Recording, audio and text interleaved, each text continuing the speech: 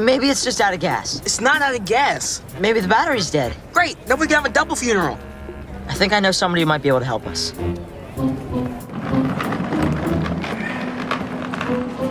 The janitor? The janitor was the one person at Corleone that everybody knew. Hey. Hey. I know you. You're that black kid. Chris. Yeah.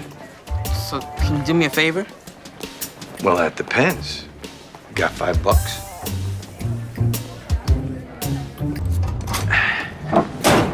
Try it now, Chris. All right, you fixed it.